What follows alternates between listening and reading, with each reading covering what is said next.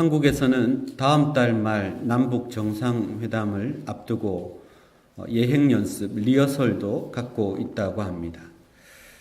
남과 북의 정상이 판문점에서 만나는 것은 역사적으로 매우 중요한 사건입니다. 그래서 만나는 순간부터 인사말을 하는 것까지 전 세계로 생중계가 될 것이라고 이야기합니다. 세계는 또 그 회담에서 어떤 결론이 나올지도 궁금히 하면서 주목하고 있기도 하지요.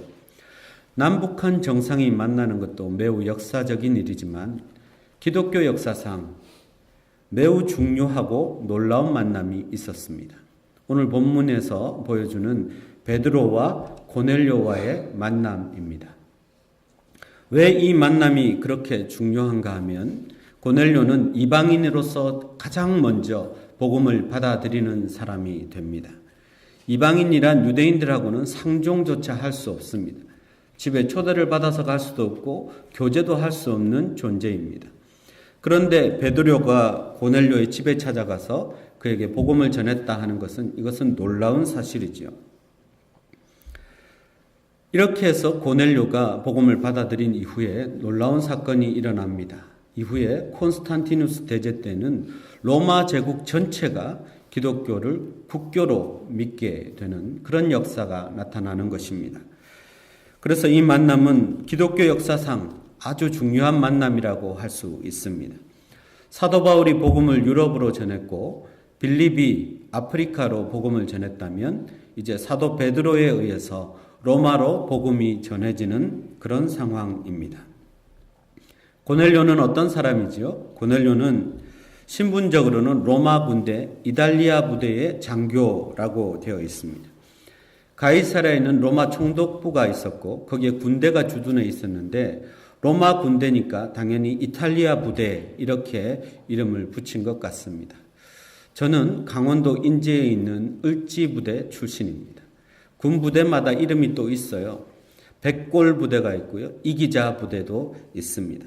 이것처럼 그냥 로마 군대이기 때문에 이탈리아 부대라고 이름을 붙인 것입니다. 백부장이라 하면 100명의 군사를 거느리는 장교를 말합니다. 그러나 특공대나 특수임무를 띈 그런 부대에 가면 이 100명이라는 규모가 결코 작은 규모가 아닙니다. 보통 군대에는 중대장 정도 되지만 이런 특수부대는 대대장 이상이 될 수도 있는 것입니다. 이 고넬료의 영어 이름은 코르넬리우스라고 하는데요. 그의 이름은 로마의 귀족들의 이름에서 발견되는 이름입니다. 그러니까 가문이 매우 좋은 사람이죠. 더구나 당시에 로마에서 출세하려고 하면 군인이 되어라 라고 할 만큼 군인이라는 직업 자체가 출세의 지름길이 되는 것이었습니다. 그러니까 굉장히 좋은 가문에서 엘리트 교육을 받은 고급 장교라고 볼 수 있습니다. 그런데 성경은 그런 것에 주목하지 않습니다. 고넬료의 그런 면을 주목하지 않고요. 오늘 본문 2절을 보면 이 사람은 경건한 사람이고 하나님을 경외하는 사람이고 주변에 있는 사람들을 많이 도와주고 구제하는 사람이고 항상 기도하는 사람이라고 이야기합니다. 이 점을 보시고 하나님이 고넬료를 택하신 것입니다. 경건한 신앙인의 모범이 되는 사람이었죠. 여러분, 성경이 말하는 경건은 무엇입니까? 환난 중에 고아와 과부를 돌아보는 것이 경건이다. 그렇게 이야기합니다. 얼마나 말씀을 많이 보고 얼마나 많이 기도하고 이게 중요한 게 아니라 주변에 있는 고아와 과부를 환난 중에 돌아보는 것이 진짜 경건이라는 말씀입니다. 그런데 고넬료는 그와 같은 사람이었어요. 그렇게 실천하는 사람이었습니다. 삶에서 복음대로 살아가는 사람이었다는 것이죠. 근데 누가 이 사람에게 복음을 전해 주었을까요? 우리는 정확하게 알 수는 없습니다. 그는 아직 예수님도 모르고 성령도 모르고 세례도 받지 않았습니다. 그런데 하나님께 깊이 기도하는 사람이었습니다. 그렇다고 해서 무턱대로 아무 종교나 하는 것처럼 명상을 오래 했다거나 그런 경건도 아닙니다. 분명히 하나님께 기도했고 그리고 하나님이 인정하시는 기도, 하나님이 인정하시는 구제를 했다는 것입니다. 다만 우리가 오늘 본문을 통해서 추측해 볼 수 있는 장면이 있죠. 그가 기도하는 중에 환상을 보았습니다. 보통의 경우라면 우리가 환상을 보면 어떻게 할까요? 매우 놀랄 것입니다. 혹은 의심할 것입니다. 그런데 고넬료는 이 환상에 굉장히 익숙합니다. 전혀 놀라지 않고 아마도 이런 방법으로 하나님과 깊이 대화하고 하나님과 교제를 했던 것 같습니다. 여러분, 신비적인 경험을 했다고 해서 다 이런 믿음이 되는 것은 아닙니다. 특히나 이 사람은 잘 훈련된 군인입니다. 군인이란 어떤 대상을 만나면 항상 합리적인 의심을 하고 파악을 하게 되어 있어요. 그리고 거기에 맞는 작전을 짜서 과학적인 작전을 짜서 상대하기 마련입니다.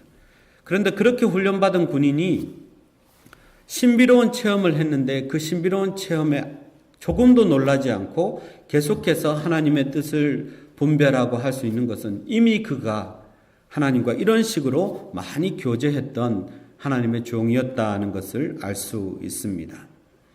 하나님이 그를 주목하셨습니다. 수많은 이방인 가운데서도 그를 처음으로 택하셔서 그가 복음을 받아들이게 하고 고넬료가 변화됨으로 말미암아 로마 제국 전체가 앞으로 기독교를 믿게 되고 알게 되는 역사가 나타난 것이죠. 뿐만 아니라 오늘 본문을 보면 고넬료를 통해서 고넬료의 가족과 친척들까지도 다 예수를 믿게 되는 놀라운 역사가 나타납니다. 여러분, 한 사람이 중요합니다. 한 사람을 통해서 복음이 로마 전역까지 번져가는 것입니다. 여기에 아마 혼자 예수를 믿는 분들이 있을지 모르겠습니다. 그러나 여러분 한 사람을 통해서 하나님은 놀라운 일을 행하십니다. 여러분이 복음의 통로가 되면 수많은 사람들이, 수많은 가족들이, 수많은 민족들이 하나님께로 돌아오는 역사가 나타날 줄 믿습니다. 우리나라에도 비슷한 사례가 있었습니다. 서씨 성을 가진 분이 있었는데요. 평북 의주 출신입니다. 어릴 때부터 서당에서 한자를 배우고 한학을 깨우쳤습니다. 글도 많이 읽다 보니까 새로운 세계에 대해서 호기심을 갖게 되었고 그는 중국을 오가면서 장사를 하게 되었습니다. 주로 홍삼을 거래하는 비즈니스맨이 되었습니다. 물론 그는 어려서부터 굉장히 신실하고 총명한 사람으로 여겨졌던 사람인데요. 어느 날 만주에 장사하러 갔는데 거기서 그만 장티푸스에 걸리고 말았습니다.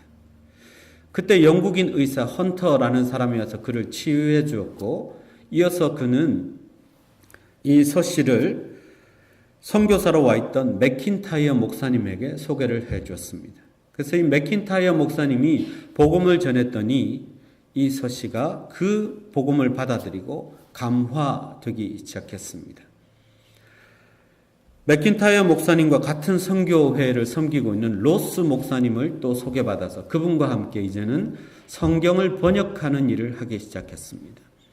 한국어로 번역해서 조선 사람들이 읽을 수 있도록 그렇게 번역을 하다가 이분이 황해도 소래에 내려와서 자기 동생 서경조 일가와 함께 한국의 최초의 교회를 세우게 됩니다. 그게 바로 소래교회입니다. 여기에서 그치지 않고 그는 또 서울로 내려와서 서울에서 남한의 최초의 교회를 세우게 됩니다. 그게 바로 세문안 교회입니다. 그런데 이 세문안 교회가 시작할 무렵에 14명의 세례 교인이 있었는데 그 중에 13명이 바로 이분이 전도한 사람들이었습니다. 이분의 이름은 서상윤이라고 합니다. 이 서상윤 씨가 자기가 복음을 받아들임으로 말미암아 자기의 가족과 그리고 민족을 복음화시키는 시작이 된 것입니다. 여러분 이 가문에서 서경석 목사님이 나왔는데 혹시 이름 들어보셨습니까? 현재는 한국을 위한 국민운동이라는 보수단체를 섬기고 있는 분인데요. 예전에는 각종 시민단체에서 그 수장을 맡았던 그런 목사님이십니다. 복음화, 민족 복음화와 민족의 근대화를 위해서 앞장서는데 한 사람의 헌신이면 충분했습니다. 여러분 한 사람만 복음을 받아들이고 하나님의 신실한 종이 되면 여러분을 통하여 놀라운 일을 하나님은 하실 것입니다. 하나님이 어떤 사람을 찾으셨죠? 기왕이면 고넬료처럼 경건하고 가정도 복음화시킬 수 있을 만큼 영향력이 있고 그리고 무엇보다도 신실하게 구제하고 기도하는 사람이면 족합니다. 하나님은 그런 사람을 찾고 있습니다. 오늘 2절과 22절에 보면 고넬료를 칭찬하면서 다시 중복적으로 이야기하는 게 있습니다. 그는 하나님을 경외하는 사람이었다. 이렇게 말하고 있습니다. 경외라는 말은 많이 설명을 드렸는데요. 하나님을 두려워하는데 하나님이 무서워서 두려워하는 게 아니라 너무 크신 하나님이기 때문에 두려워하는 것입니다. 그래서 그 무서움을 빼고 거기에다가 사랑을 집어넣으면 두려움 가운데 사랑하는 것, 그것이 바로 하나님을 경외한다. 그렇게 이야기합니다. 하나님은 하나님을 경외하는 사람 고넬료를 쓰셨습니다. 그런데 또 한 사람이 오늘 등장하죠. 바로 베드로 사도입니다. 베드로 역시 기도하고 있다가 하나님의 환상을 보게 되는데요. 마침 배가 고파서 시장하던 참이었는데 옥상에 올라가서 기도를 하려고 하는데 하늘이 열리면서 이제 환상이 시작됩니다. 철가방이 내려오고 거기에 짜장면, 탕수육이 들어있고 치킨이 있고 군만두까지 배달되는 그런 환상이면 얼마나 좋겠습니까? 그런데 그가 본 환상은 보자기 같은 게 내려오고 그릇이 있는데 그 그릇에 온갖 동물들이 있는 거예요. 그래서 이게 무슨 일이냐 싶은 거죠. 근데 소리가 들립니다. 베드로야 일어나 잡아먹어라. 아니 이게 웬 난데없는 상황일까요? 지금 생존 훈련하는 군인도 아니고 그리고 베드로가 김병만도 아닌데 이 사태를 어떻게 해야 될까요? 근데 사실은 베드로가 놀란 이유는 지금 자기 눈앞에 보이는 이 동물들이 구약의 레위기에서 먹지 말라고 한 그런 동물들만 모아놓은 거예요. 다리에 굽이 있거나 해서 불결한 짐승이라고 치부했던 그런 짐승들입니다. 그래서 율법에 익숙한 베드로는 절대로 잡아먹을 수 없는 존재인데 지금 하나님이 그걸 잡아먹으라고 하는 것입니다. 그래서 베드로가 3번이나 거부하죠. 아니요. 속되거나 깨끗하지 못한 것을 절대로 잡아먹을 수 없습니다. 아니야 베드로야 내가 깨끗하게 했으니까 괜찮다 먹어. 아니요 먹지 않겠습니다. 3번씩이나 하나님과 씨름을 합니다. 베드로는 3이라는 숫자를 참 좋아하는 것 같아요. 예수님을 부인하는 것도 3번이었고 지금 하나님의 사자와 씨름하는 것도 3번입니다.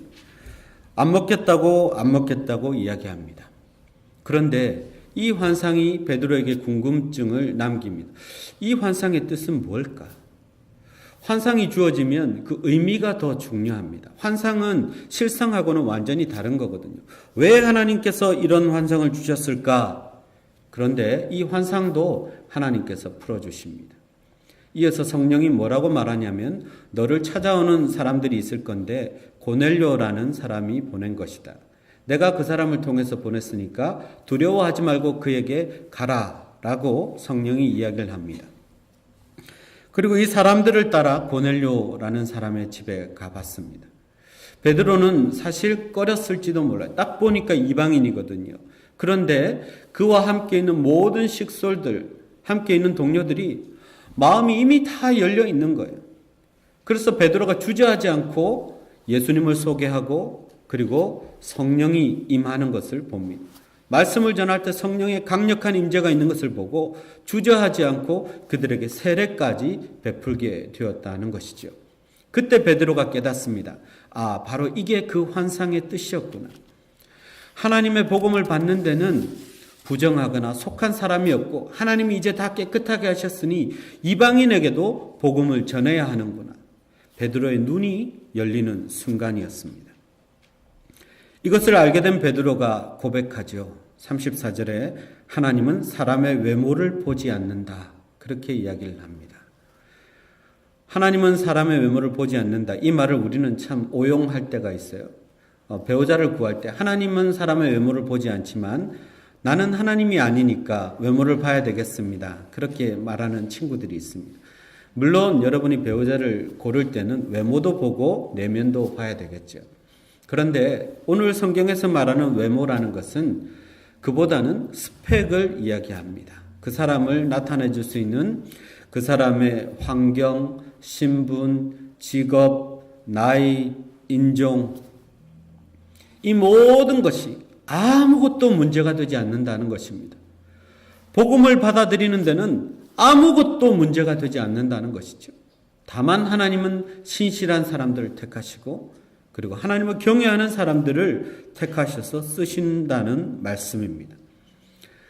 자, 고넬료라는 경건한 사람이 있습니다. 그리고 복음을 잘 전할 수 있는 베드로가 있습니다. 그러나 이 둘만으로는 일이 이루어지지 않습니다. 하나님은 그렇게 하나님의 사역을 하시지 않습니다. 성령을 보내셔서 이 둘을 연결시킵니다. 고넬료에게도 말씀하셔서 베드로에게 가라고 했고 성령께서 베드로에게도 나타나셔서 이제 고넬료가 사람을 보낼 테니 따라가라. 이렇게 매칭을 시켜주는 것, 만나게 해주는 역할을 성령이 하십니다.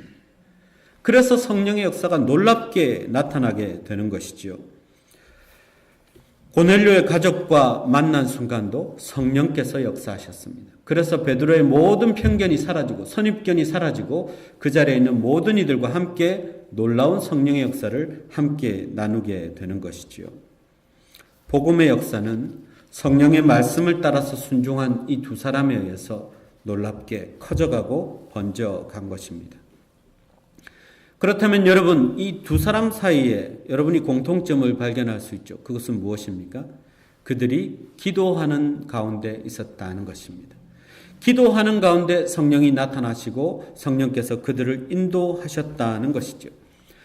하나님은 하나님의 일을 하실 때 우리의 기도를 사용하십니다. 기도하는 사람들을 쓰십니다. 기도하는 가운데 우리는 올바른 성령의 지시를 받고 기도하는 가운데 우리는 동력자들과 연결이 됩니다. 기도하는 가운데 가장 적합한 도움을 받고요. 기도하는 가운데 우리는 만나야 될 사람은 꼭 만나게 되어 있고 만나지 말아야 될 사람은 만나지 않도록 성령이 인도하십니다. 기도가 중요합니다. 하나님을 경외하는 사람들, 기도하는 가운데 성령이 인도하셔서 가장 바른 길로 인도하시고 또한 가장 안전한 길로 인도하십니다. 며칠 전에 사우스웨스트 항공 소속 여객기가 3만 피트 상공에서 엔진이 폭발했습니다. 그리고 기체에 구멍이 뚫려 버렸죠. 실제로 승객이 그 구멍으로 빠져나갈 뻔한 아주 큰 사고였고 한 명이 다쳐서 죽기까지 했습니다. 그런데 그 비행기가 아주 무사히 비상 착륙을 했는데요. 그 비상 착륙에는 그 비행기를 조종했던 기장의 역할이 굉장히 컸다고 합니다. 해군 비행기 조종사 출신의 여성 기장 조 슐츠라는 분인데요.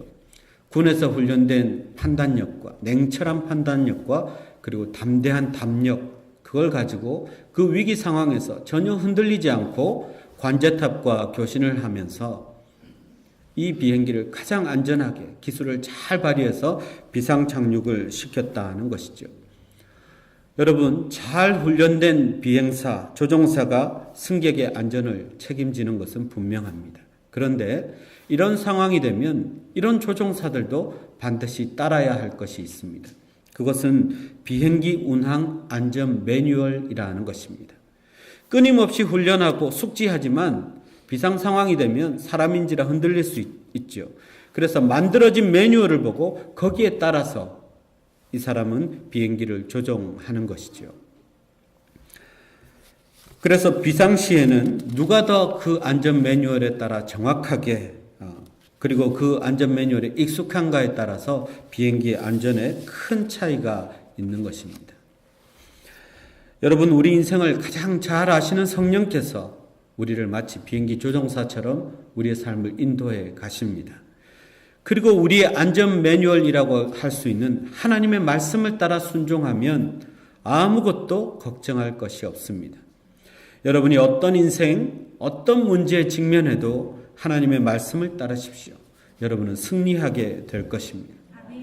기도와 성령을 통해 우리는 안전한 곳으로 인도하심을 받을 뿐 아니라 하나님의 놀라운 사역에도 쓰임을 받게 됩니다. 오늘 본문의 사건은 베드로에게는 완전히 다른 단계 신앙으로 넘어가는 그런 엄청난 경험이었습니다. 그동안은 율법에 사로잡혀 있었던 베드로였습니다. 그래서 어두운 신앙에서 이제는 복음으로 인해서 세계가 자기의 사역지가 되고 그리고 복음의 빛이 자기의 삶을 비추는 것을 경험한 것이죠. 큰 빛을 발견하게 된 것입니다. 고넬료 역시 마찬가지입니다.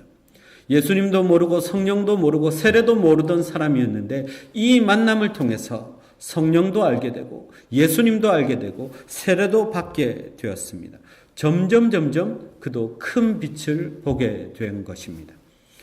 여러분, 신앙생활이란 그런 것입니다. 아주 어둡던 신앙생활에서 시작해서 점점 더 진리를 알면 알수록 성령을 따라 경험하면 할수록 영적인 세계에 대해서 눈을 뜨게 됩니다. 빛이 더 비추게 되는 것이죠.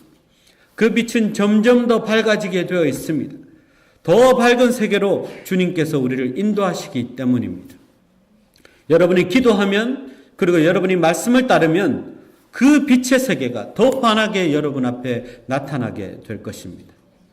세상은 눈을 크게 떠야 보입니다. 그러나 하나님의 세계는 눈을 감아야 보입니다. 그 말은 기도해야 보인다는 것입니다. 기도하는 순간 베드로와 고넬료는 이전에 경험하지 못했던 놀라운 빛의 세계로 들어가게 된 것입니다. 여러분, 자기가 만든 어두운 신앙의 틀에 갇혀 있지 마십시오. 하나님을 이렇게 만들어 놓고 이 부분만 하나님을 믿어서 어두운 세계 속에 그냥 있지 말라는 것입니다. 자기 문제에만 몰두하지도 마십시오. 여러분이 생각하는 것보다 훨씬 더 크게 여러분을 쓰시고 싶은 것이 하나님이십니다. 우리는 측량할 수 없습니다. 하나님의 그 계획과 놀라운 섭리를 우리는 판단할 수 없습니다. 하나님이 여러분을 쓰시고자 하는데 여러분의 영적인 눈이 뜨여지지 않으면 그 빛의 세계가 보이지 않으면 여러분은 여전히 갇혀 있을 수밖에 없습니다. 기도하십시오. 그리고 성령의 인도하심을 따르십시오. 여러분에게 환한 빛처럼 하나님의 세계가 나타나게 될 것입니다. 켄터키 주에는 유명한 동굴이 있다고 합니다. 천연 동굴인데 어느 목사님이 가이드를 따라서 이 동굴을 탐험을 하게 되었다고 합니다. 가이드와 몇 사람이 손에 손전등을 들고요. 그 길을 따라 들어가는데 위로 올라갔다가 내려갔다가 그리고 갑자기 5갈래 갈림길이 나왔다가 조금 있다가 7갈래 갈림길이 나오고 굉장히 복잡하고 어두운 곳입니다. 그런데 가이드를 따라 한참을 들어갔더니 어느 지점에 딱 이르자 가이드가 낮은 소리로 이야기합니다. 여러분, 여기는 이제 빛이 전혀 들어오지 않는 빛 제로의 지점입니다. 어둠은 공포입니다. 여러분이 여기서 어둠을 한번 체험해 보시기 바랍니다. 하고 후레쉬를 다 꺼버렸어요. 깜깜한 어둠 속에 1분, 2분이 되자 사람들이 공포에 떨기 시작합니다. 어떤 아주머니는 제발 불 좀 켜주세요. 무서워서 못 살겠어요. 라고 그렇게 이야기를 합니다. 여러분, 우리는 원래 어둠에 살던 사람들입니다. 하나님의 영적인 세계에 대해서 그 빛의 세계에 대해서 전혀 알지 못하던 사람인데 예수님으로 인해 이제 그 빛의 세계에 대해서 눈을 뜨게 되었습니다. 그러나 지금 우리가 보는 것이 다가 아닙니다.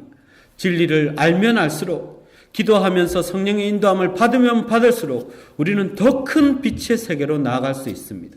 하나님이 역사하시는 놀라운 신비의 세계가 우리 앞에 펼쳐집니다.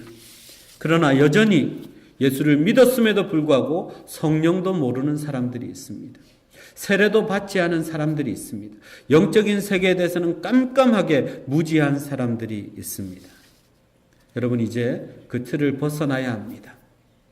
고넬료처럼 그리고 베드로처럼 하나님을 경외하는 사람이 되어야 합니다.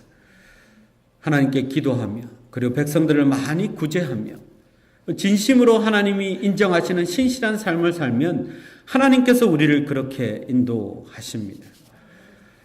때로는 우리의 삶이 정말 동굴과 같이 깜깜할 때가 있습니다. 앞뒤 양옆 아무것도 보이지 않을 때가 있습니다. 숨이 막혀오고 공포를 느낄 때도 있습니다. 여러분, 그러나 그때 우리 인생을 가장 잘 아시고 빛으로 인도하시는 하나님이 계십니다. 성령께서 우리와 함께 하실 것입니다. 다만 기도하십시오. 기도를 통해 성령을 만나고 성령의 인도하심을 따라 하나님의 빛의 세계로 나아가는 우리 모든 성도들이 되기를 주님의 이름으로 축원합니다. 기도하겠습니다.